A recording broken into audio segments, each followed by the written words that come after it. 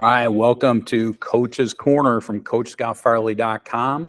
This is Coach's Corner number 4, and our topic today is family time and building in family time during the season. That's a real struggle sometimes, and you get consumed with coaching and your day job, whether that's teaching or not teaching, but you got to find some ways to still have family time during the season. So I've got some ideas for you. One is to build into your 7-day schedule to have a day off. Now, when I was coaching football, our day off was always on Saturday. Not the guys didn't do some work, watch some film, do some game planning on Saturday, but there was no organized stuff on Saturday. So we had Saturday days off. Some sports that doesn't, Saturday doesn't work well because you're competing, if you're coaching wrestling or volleyball, some of those tournament sports, that's hard to do. So maybe Sunday or maybe a day during the week, but try to build in a day off where you can decompress from coaching, spend time with your family.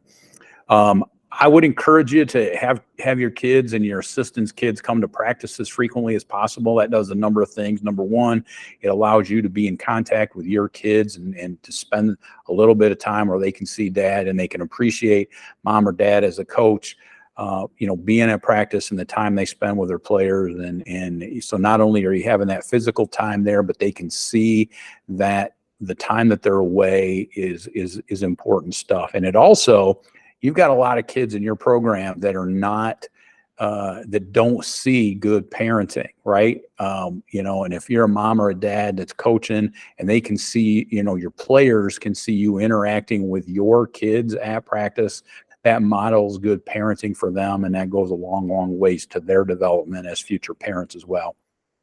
Have family get-togethers during the season. We always had after game parties.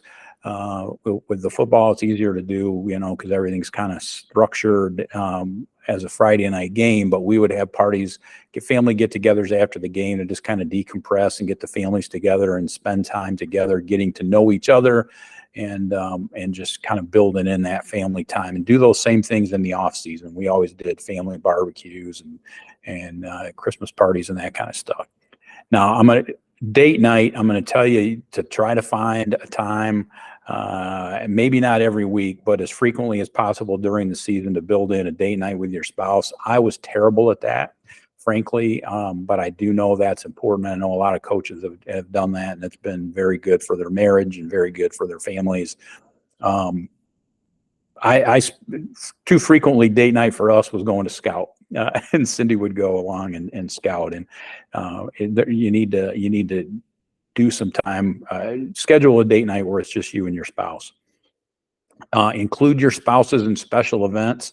If you do a mom's camp or a dad's camp or a kid's camp, paint games, military appreciation games, as much as you can, and include your spouses in those events. I think that's valuable. They can see the value in the work that you do as a coach. And also it's just time where you're together. And then include spouses and kids in team events, whether it's team meals, end of the season banquets, any of that kind of stuff, playoff parties.